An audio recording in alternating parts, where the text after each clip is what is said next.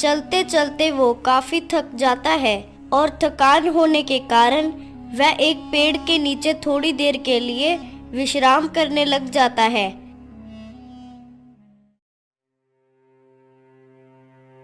इतनी ही देर में वहां एक राहगीर आ जाता है जो उस युवक को वहां विश्राम करते हुए देखकर उसके पास चला आता है।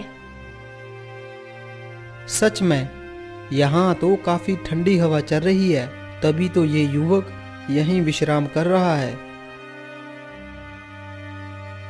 तब उस राहगीर ने उसके पास पड़े पत्र को देखा तो वो कहने लगा, देखता हूँ इस पत्र में क्या है। जिस राज्य की ओर मैं जा रहा हूँ, क्या ये युवक भी उस राज्य की ओर ही जा रहा है? तब उस राहगीर ने पूरा पत्र पढ़ा और उस पत्र में कुछ ऐसा लिखा था जिसे पढ़कर वो राहगीर चौंक गया।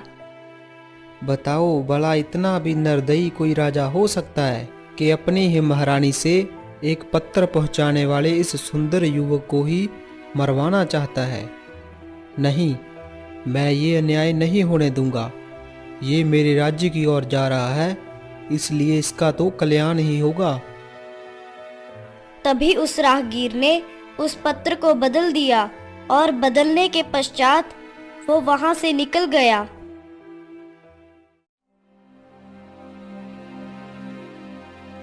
कुछ देर के बाद उस युवक की आंख खुलती है और वो उठकर उस पत्र को लेकर आगे की ओर बढ़ता है।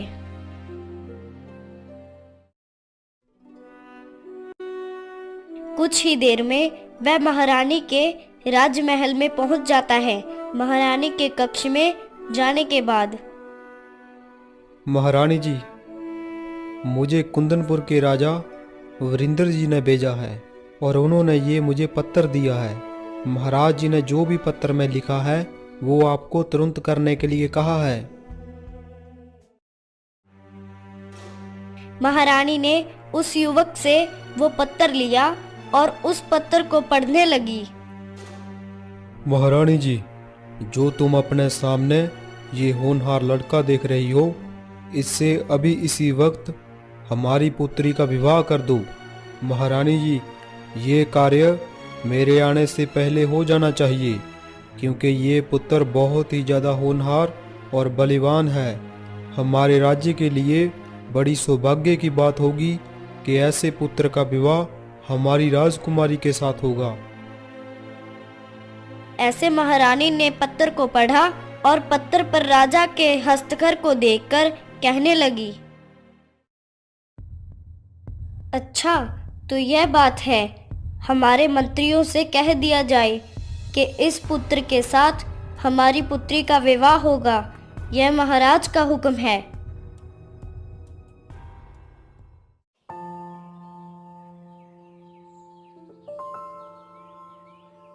छह माह बीत जाने के बाद राजा वीरेंद्र का रानी के राजमहल में आना होता है।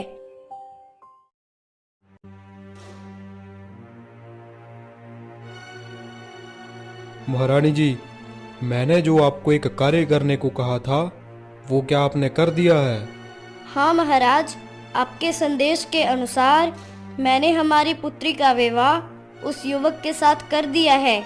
वो युवक बहुत ही होनहार है। वो पूरे राज्य को बहुत ही अच्छे तरीके से संभालता है। क्या तुमने मेरी पुत्री का विवाह कर दिया, वो भी उस युवक के साथ? तुमने ऐसा सोच भी कैसे लिया कि ऐसे वैसे युवक के साथ तुम मेरी पुत्री का विवाह कर दोगी? तुम होश में तो हो महारानी? महाराज, मैंने कुछ भी कार्य आपकी आज्ञा के बिना नहीं किया जिसके कारण मुझे शर्मिंदा होना पड़े। महाराज, आपने ही तो पत्र लिखकर उस युवक के हाथों भेजा था। मैंने पत्र दिया था? जरा उस पत्र को मुझे दिखाना। तब महारानी वो पत्र राजा वीरेंद्र को देती है। जब वो राजा उस पत्र को देखता है तो उसमें तो कुछ और ही लिखा था। अरे, ऐसा मैंने पत्र में नहीं लिखा था। जरूर ये पत्र की अदला बदली हुई है। जरा उस युवक को बुलाया जाए। तभी उस युवक को बुलाया जाता है। क्यों युवक, तुम एक राजा के साथ छल करते हो? तुम्हें शर्म नहीं आती? पत्र को बदलकर तुमने मेरी पुत्री से विवाह कर लिया। तुम्हें क्या लगता है मैं तुम्हें अपना दिमाग स्वीकार कर लूंगा? कभी भी नहीं। तुमने हमारे साथ छल किया है और एक छलहीन व्यक्ति मेरे राज्य में नहीं रह सकता। इसलिए जाओ, मेरे राज्य से निकल जाओ। महाराज, आप ऐसा नहीं कर सकते। पिछले 6 माह से मैं इस राज्य में राज कर रहा हूँ और इस राज्य की पूरी प्रजा से मैंने संतुष्ट प्राप्त किया है और आपके ना मानने से ये विवाह झूठा नहीं हो जाएगा। इस राज्य की प्रजा मेरे कार्य से खुश है, फिर आपको क्या आपत्ति है? तुम बहुत जुबान चलाते हो, थोड़ा बहुत शर्म करो। मेरे संग छल करके मेरी पुत्री से विवाह कर लिया और पूरी प्रजा को अपनी ओर कर लिया। मैं ये विवाह कभी नहीं स्वीकार करूंगा। महाराज, इस पुत्र में कोई भी खराबी नहीं है, इसलिए आप सभी बातें भूल जाएं। यह अब हमारे दामाद जी बन चुके हैं। चुप रहो महारानी, तुमसे तो मुझे कोई बात ही नहीं करनी है।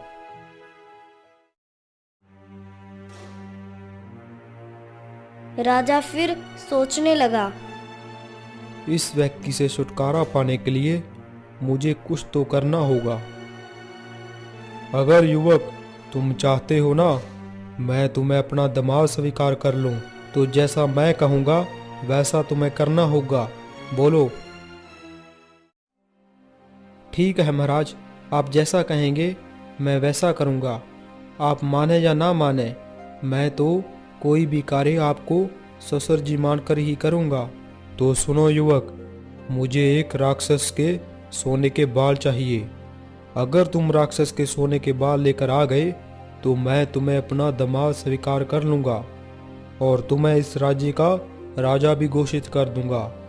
अगर ये कार्य नहीं कर पाए तो मैं तुम्हें शर्मिंदा के संग इस राज्य से बाहर निकाल दूंगा।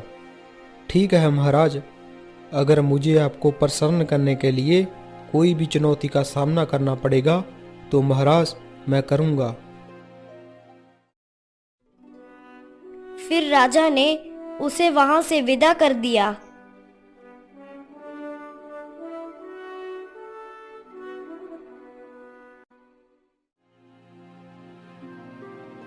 वो युवक उस राक्षस की खोज में उस राज्य से दूर निकल जाता है।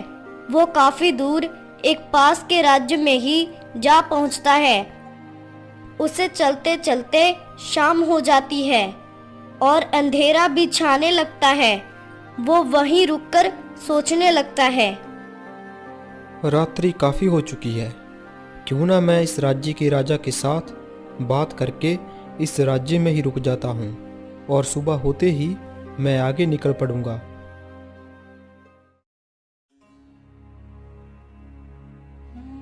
फिर वो उस राज्य के राजा के पास जाकर कहता है, महाराज, मैं एक पास के ही एक राज्य का यात्री हूँ। मैं किसी कार्य के लिए जा रहा हूँ और रात्रि काफी होने के कारण मैं आपके ही राज्य में रुकना चाहता हूँ। सुबह होते ही मैं यहाँ से निकल जाऊंगा।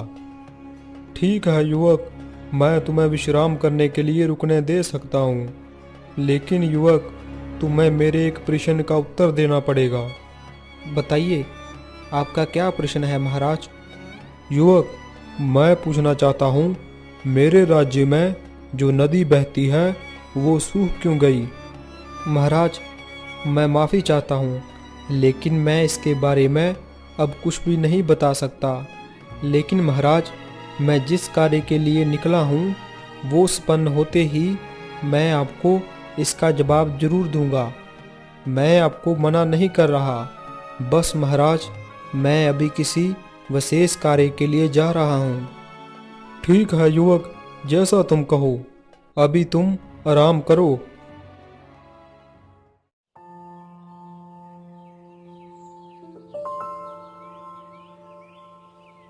सुबह होते ही वह युवक आगे बढ़ता है और उस राज्य से दूर जंगलों में निकल जाता है।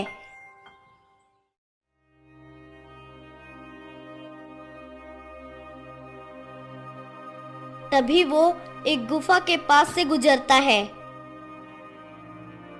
तभी वो उस गुफा के बाहर किसी के बड़े बड़े पाँव के निशान देखता है। अरे, ये इतने बड़े बड़े पाँव के निशान किसके हो सकते हैं? कहीं ये पाँव उस राक्षस के तो नहीं हैं जिसके बारे में राजा वरिंदर महाराज बात कर रहे थे? अगर ये उस राक्षस के पाँव है तो मुझे इसके ही बालों की आवश्यकता है।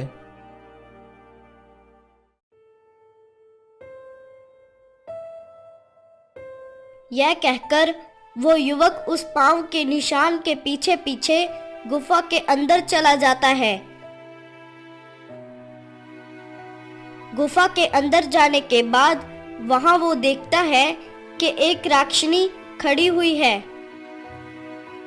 उसके पास जाकर वो युवक कहता है, हे युवकी, मेरी बात ध्यान से सुनो। मुझे सोने के बाल चाहिए, वो भी एक राक्षस के बाल। क्या? सोने के बाल? सोने के बाल तो मेरे पति के हैं, लेकिन वो तुम्हें क्यों चाहिए?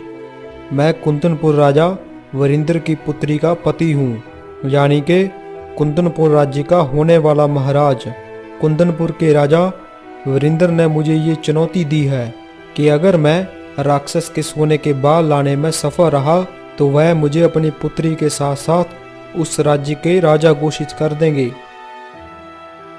इस तरह से वो उस राक्षनी को पूरी बात बता देता है।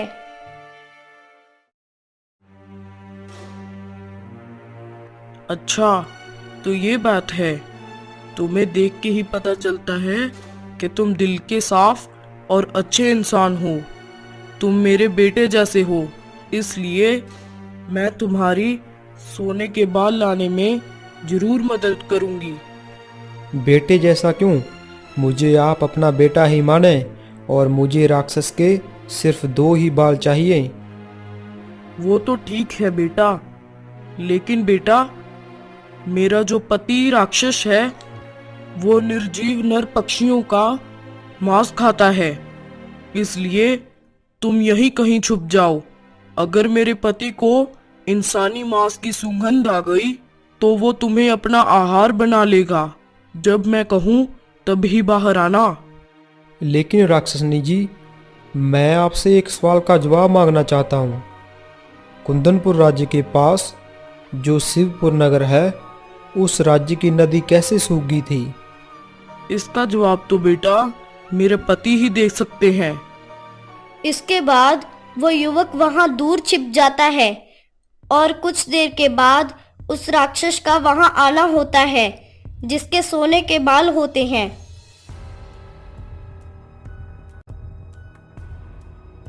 अरे, यहाँ तो मुझे एक मनुष्य की सुगंध आ रही है। क्या यहाँ पर कोई मनुष्य है? अरे, कैसी बातें कर रहे हैं? यहाँ पर कोई मनुष्य नहीं है।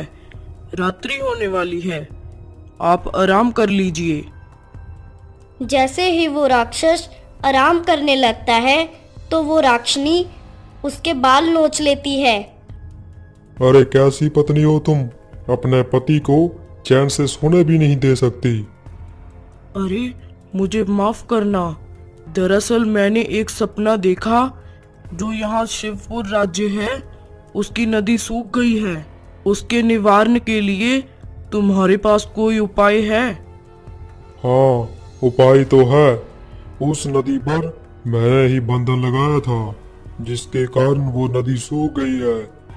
अगर कोई भी मेरे ये सोने के बाल को उस नदी में डालेगा तो वो नदी फिर से हरी भरी हो जाएगी। इसके बाद वो दोनों सो जाते हैं और राक्षनी सोने का नाटक करती है। जब राक्षस गहरी नींद में चला जाता है तो वो राक्षनी उस युवक के पास जाती है और कहती है, तुमने जो मुझे कार्य कहा था वो मैंने एक माँ के रूप में पूरा कर दिया है। अब तुम यह बाल लो और छुपके से यहाँ से चले जाओ। अगर मेरे पति को फिर से इंसान के मांस की सुगंध आ गई तो वो तुम्हें अपना आहार बना लेगा। इसलिए तुम जल्दी से यहाँ से चले जाओ। और जो तुमने सवाल किया था कि वो नदी क्यों सूख गई, तो उस नदी पर मेरे पति ने ही बंधन लगाया था। अगर तुम इन बालों को उस नदी में डालोगे तो वो नदी फिर से हरी भरी हो जाएगी। ऐसा सुनकर वो युवक उन बालों को लेकर उस गुफा से बाहर निकल आता है और सीधे शिवपुर नगर के राजा के पास आकर कहता है, राजन, आप जो उस नदी के बारे में बात कर रहे थे, जो नदी सूख गई है, उसका उपाय मेरे पास है। चलिए आप। नदी के पास आकर उस नदी में जैसे ही राक्षस के बाल डाले जाते हैं, वह नदी फिर से हरी भरी हो जाती है। ऐसा देखकर राजा बहुत ज्यादा प्रसन्न हो जाता है और कहता है, वाह, तुमने तो युवक आज कमाल ही कर दिया। मैं तुम्हारे इस कार्य से बहुत प्रसन्न हुआ। इसलिए युवक, मैं तुम्हें उपहार के स्वरूप में कुछ सोने की मुद्राएं देना चाहता हूँ। राजा उस युवक को बहुत सारे सोने के उपहार देकर वहां से विदा कर देता है। इधर से उसी कुंदनपुर राजा के पास आकर राजा को युवक राक्षस के सोने के बाल देते हुए कहता है, ये लीजिए महाराज, उस राक्षस के सोने के बाल। अब तो महाराज, आप स्वीकार करते हैं ना कि मैं इस राज्य का राजा और आपका होने वाला दामाद बन चुका हूँ। साथ में वह राजा को वो सभी सोने के आभूषण देता है जो उस राजा ने उस युवक को दिए थे। ये आभूषण भी बहुत ज्यादा कीमती है महाराज, और इस कीमती आभूषण को आप रख लीजिए। ये सब तुम्हारे पास कहाँ से आया? महाराज, ये सब तो मुझे शिवपुर नगर के पास जो गुफा है, जहाँ से मैं वो सोने के बाल लाया था, वहीं से ये सब मुझे मिला है। जितना धन मैं ला पाया उतना धन मैं ले आया। अगर आप भी वहाँ जाओगे तो आपको भी महाराज वहाँ बहुत धन मिल जाएगा। अच्छा, मैं तुम्हें अपना दामाद और इस राज्य का राजा घोषित करता हूँ। अब से तुम ही इस राज्य के राजा हो। तभी वो राजा लालच में आकर उस गुफा में चला जाता है। वहाँ वो उस राक्षस को देखता है। तभी वो राक्षस उसे अपना आहार बना लेता है। उधर वो युवक अपने पिता के पास जाता है और उसे पूरी बात बताता है कि वह अब इस राज्य का राजा बन चुका है। जब उस गांव के हरिया नाम के आदमी को जब पता चलता है कि इस राज्य का राजा कोई युवक बना है, तब वो गुरुदेव के पास जाता है। गुरुदेव जी, आपने कहा था कि मेरे पुत्र के 18 वर्ष पूरे होने के पश्चात उसके भाग्य में राजयोग है। तो गुरुदेव, अब जो इस राज्य का भावी युवराज बना है, क्या वो मेरा ही पुत्र है? हाँ हरिया, मैंने जो तुम्हारे पुत्र की कुंडली देखी थी उसमें वह सब सही था। ये अब जो राजा बना है वह सच में तुम्हारा ही पुत्र है। ऐसा सुनकर हरिया बहुत ही ज्यादा प्रसन्न होकर अपने पुत्र के पास जाता है और उसे सारी घटना बता देता है।